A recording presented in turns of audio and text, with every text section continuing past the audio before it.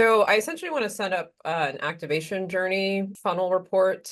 So like the funnel report has 3 steps in it, and that part feels straightforward. But I think the challenge I'm running into is that like we're looking for each of those things to happen within a certain time frame. So obviously setup, that happens right away. That's easy to measure. But then we want that aha moment, that middle step to happen within the first 7 days of the user creating an account. And then the final like habit formation one within their first 30 days. So yeah, I couldn't figure out a way, like given those 2 different time frames, first 7 days and then first 30 days for the last step, like how to measure all of that within the same funnel report. My question would be, why the same funnel? Could it also be 2 funnels where you have the same starting event and then it's like the 7-day window for the activation and then the 30 days? That would probably be the most pragmatic approach that would come to mind for me.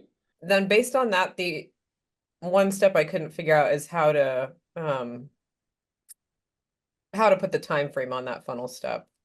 So like I can show you what I have set up right now. There's the funnel. How do I just make sure that it's within the first 7 days? That one where you're just hovering over. So that would be the first funnel, complete within 7 days. And then you knock off the third step. So the completed within 1 day is currently set. And then there you could go for this first 7 days for that first funnel. So how do I ensure that it's like the first 7 days of the user creating an account? That would be with the sign up event, because the sign up event has a timestamp where event is configured correctly, then that would be fired directly when the user has initially signed up. So you would have to make sure that the event is identical with the first event that the user has triggered. Sometimes I have setups where maybe there's not a high trust into that first event. You could say go by filter by for that first event, and that it's historically the first event ever triggered. Yeah, So you sure. could, Okay. yeah, that could be another angle. Okay, so sorry, you were saying like this completed within the first day, that will automatically be associated with my first step in the funnel here? Not quite. If you go to the first event, sign up, filter Yep. by,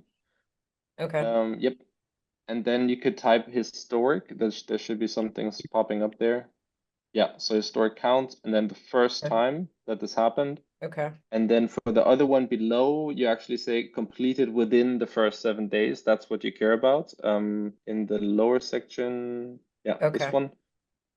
And then you would have both. You would have that first set where like that's the first thing that happens for user within 7 days. And that's why I was referring to maybe just build 2 funnels. It might be Yeah. easier. Okay. Okay, great. Thank you. If you really care about the 2 funnels, you could also cohort those first users and then put those in the longer funnel. I think the cleaner way would be 2 funnels. Okay.